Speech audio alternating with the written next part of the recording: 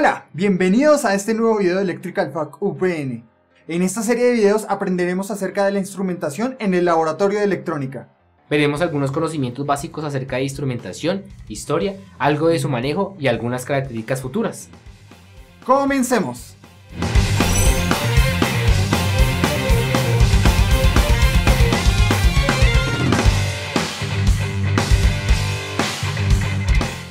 Es necesario que comencemos por el principio. Toda instrumentación que podamos observar tiene una historia, y esta fue la que inició todo instrumento que existe en el mercado. El primer dispositivo que veremos es el osciloscopio. Todos podríamos pensar que son herramientas modernas, que eso no tiene más de 40 años, pues en realidad tiene más de un siglo desde su construcción más básica. En 1893, un ingeniero francés llamado André Blondel presentó el primer dispositivo de medida electromagnético de suspensión bifilar, algo muy similar a los sismógrafos, solo que mucho más rústico y sencillo. Luego, a mediados de los años 30, se desarrollaban dispositivos de medición por algunas empresas, pero con la llegada del tubo de rayos catódicos todo cambió. Este desarrollo se dio para apoyar los procesos de la guerra en radares, sonares, etc. Entonces podemos decir que, como muchas otras veces, la guerra fue la que impulsó la mayoría de los adelantos en la industria. En un inicio, estos dispositivos no eran llamados osciloscopios, el término era oscilógrafos. Uno de los primeros oscilógrafos fue el Dumont 224A, un oscilógrafo de un solo canal con un rango de frecuencias de 2 Hz a 2 MHz y con un gasto enérgico de 300 vatios, y era parecido a este. Fue en la década de los años 50 que se comenzó su comercialización, dando adelantos significativos en esta área. Se masificó el uso de los osciloscopios y comenzaron a surgir empresas desarrolladoras de instrumentación en el ámbito de la electrónica. Todos los años siguientes fueron dedicados al desarrollo de esta tecnología, y fue en la década de los 80 que se presentó el primer osciloscopio digital y se convirtió en la herramienta necesaria de todo laboratorio moderno de electrónica. El multímetro fue desarrollado casi en paralelo al osciloscopio, pero en un lugar muy diferente a las grandes empresas y a la guerra. Antes los multímetros estaban divididos, eran 3 dispositivos individuales: voltímetro, amperímetro y ohmímetro. En 1923, un ingeniero escocés llamado Donald McCadie creó un avómetro multipropósito. El ingeniero estaba cansado de cargar con una gran cantidad de cables e instrumentos, por lo que se propuso cambiar eso y dio con el instrumento integrado. Luego de esta integración, el multímetro se desarrolló con los objetos conocidos como los galvanómetros, y aunque no lo crean, los circuitos internos de funcionamiento eran circuitos resistivos básicos, que se encargaban de realizar una escala de valores de entrada. Luego, durante la segunda mitad del siglo XX, con la miniaturización y el abaratamiento de los elementos llegaron muchos adelantos, lo cual permitió que en los años 80 se presentara el primer multímetro digital, y con el pasar de los años se hicieran muchos más avances. En la parte de la historia dijimos que el funcionamiento de un multímetro constaba de circuitos resistivos, pero ahora todo ha cambiado. Podemos describir las partes de un multímetro electrónico en las siguientes: amplificador de corriente directa de puente equilibrado y medidor indicador, atenuador de entrada o interruptor de rango para limitar la magnitud de la tensión de entrada a la tensión deseada, rectificación de corriente alterna a corriente directa para mediciones de señales alternas, batería y circuito interno adicional para la medición de resistores, interruptor de funciones para la selección de función. Bueno, ese era el funcionamiento de los primeros multímetros digitales. Ahora los multímetros centran su funcionamiento en convertidores analógico-digital, donde toda la información se procesa en variables de microprocesadores y la información es mostrada en una pantalla. El funcionamiento de estos dispositivos es mucho más complejo. Con este diagrama de bloques podemos ver el funcionamiento interno: procesamiento vertical, procesamiento horizontal y presentación de datos. El procesamiento vertical se encarga de manejar la información de los valores medidos en cada canal. El procesamiento horizontal se encarga de crear la base de tiempo y sincronizar estos datos con los del procesamiento vertical. La presentación de los datos es el tubo de rayos catódicos, que al momento de tener toda la información estructurada, se presenta por la pantalla del osciloscopio. Algo importante es que este sistema interno requiere de unas fuentes específicas para cada dispositivo. Por lo tanto, es común que cada uno pueda poseer varias fuentes de alimentación y distribución internas. El osciloscopio digital, así como los multímetros, centran su diseño en convertidores analógico-digital, pero con funciones más complejas. Este es el diagrama de bloques de un osciloscopio digital. Son casi las mismas etapas del analógico: sección vertical, sección horizontal y visualización. Pero acá se muestra una nueva etapa, que es la de adquisición de datos, que se encarga de digitalizar toda la información para que se pueda ver en la pantalla. Las fuentes de alimentación se encargan de dar una tensión eléctrica estable para que el usuario pueda trabajar con este valor según sea la necesidad. La mayoría de los dispositivos eléctricos funcionan con corriente directa, pero la red eléctrica entrega la tensión alterna. Es el trabajo de las fuentes de alimentación cambiar esa tensión para generar un valor estable. Acá vemos el diagrama de bloques para una fuente de alimentación común, en la cual tenemos 4 etapas: transformación, rectificación, filtrado y regulación. La etapa de transformación cambia el valor de la red eléctrica a un valor mayor o menor según sea la necesidad.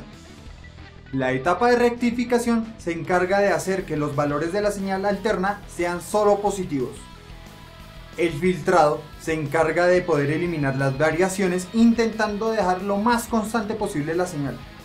Y por último, la etapa de regulación se encarga de que la salida de la fuente, el valor siempre sea constante y no varíe en el tiempo. Estas fuentes reguladas son las más comunes para el uso en el laboratorio. Hay muchos otros tipos de fuentes, como por ejemplo las fuentes conmutadas, que utilizan configuración de transistores u otros componentes para cambiar la entrega de corriente al sistema. Por lo tanto, se hace más eficiente el trabajo de la fuente. El generador de funciones también puede representarse en diagrama de bloques, que para este caso puede dividirse en oscilador, tipo de señal, control de amplitud y nivel CD. El oscilador crea una señal sinusoidal, es la función independiente y es el primer tipo de señal necesario para todo generador. El tipo de señales se encarga de deformar la señal generada por el oscilador y obtener los otros tipos de señales. La última etapa, la de control, define algunos parámetros como la amplitud de la señal, el nivel CD de la señal, la frecuencia, entre otros. Los avances en tema de osciloscopios son muy amplios. Ya se cuenta con osciloscopios portátiles, lo cual permite mediciones en lugares donde no se cuente con un banco de trabajo. Lo primero es revisar los osciloscopios digitales de banco. Miren la comparación de estos dos equipos.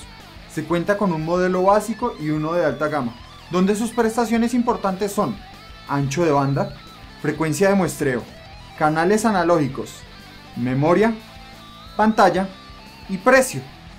La diferencia significativa es su ancho de banda, mucho más amplio en el primero y que eleva su precio hasta las nubes.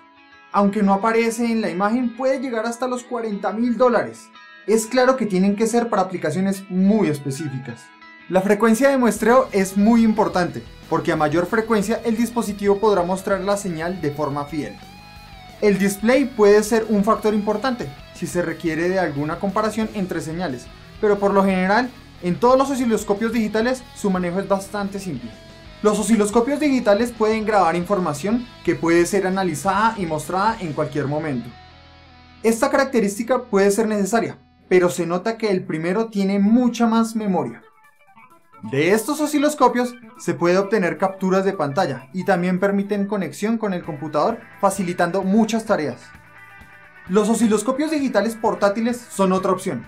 Aunque también son algo costosos, tienen la gran ventaja de ser transportados a casi cualquier parte y permitir una medición de alguna señal. Miren este comparativo de dos osciloscopios portátiles de la misma marca. Realizando una comparación con los anteriores, las capacidades no son tan diferentes. En términos generales, cambia su aspecto físico y portabilidad. La última opción, que puede decirse es asequible y de bajo costo, es el osciloscopio de computador. Este osciloscopio es un accesorio que se conecta vía USB al computador y permite usar el computador como osciloscopio digital. Casi de la misma forma tienen prestaciones similares a los otros osciloscopios, como podemos ver en esta tabla. Lo mejor es que la primera versión cuesta $129. Miremos la siguiente tabla de comparación de un par de generadores de funciones. Un punto a tener en cuenta es el voltaje pico a pico que puede entregar el generador, que en el caso de estos generadores uno entrega un máximo de 10 voltios pico a pico y el otro de 20 voltios pico a pico. Otro punto importante y que se puede relacionar con los osciloscopios son el ancho de banda y la frecuencia de muestreo. Estos factores pueden también generar un criterio para poder seleccionar un buen osciloscopio. El punto más importante en estos dispositivos es el rango de frecuencias que puede dar el generador. Es muy importante, porque si se compra un generador y resulta que no genera la frecuencia que necesitamos, entonces perdimos tiempo. Una de las últimas características es poder generar la señal personalizada por el usuario. En la serie 3000 en la tabla presentada, se puede obtener los datos de un sensor en particular o una fuente no periódica. Los datos se guardan y se sintetizan y luego se pasan al generador para que éste pueda crear una nueva función con los datos ingresados. El multímetro como instrumento de medida portátil ha desarrollado muchas características, que entre ellas se encuentra hasta mediciones de corriente, incluso frecuencia.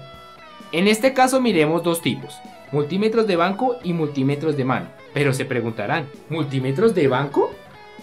Pues sí, hay multímetros de banco que no son portátiles, pero que se utilizan para mediciones de alta exactitud y con mayores prestaciones. Miren esta tabla de comparación de multímetros de banco. Mediciones de tensión de hasta nanovoltios, mediciones de resistencia de hasta 1 gigaohmio, medición de frecuencia de hasta 15 MHz y temperatura rozando los 1900 grados centígrados.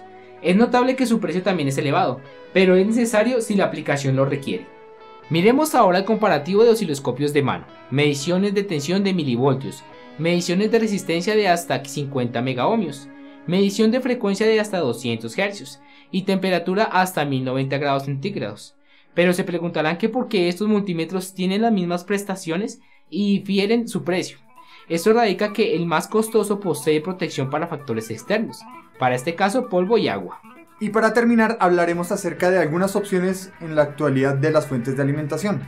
Una fuente de alimentación en la academia por lo general cuenta con una tensión variable de 0 a 30 voltios y hasta 4 amperios de corriente. Hagamos una comparación con una fuente estándar del mercado.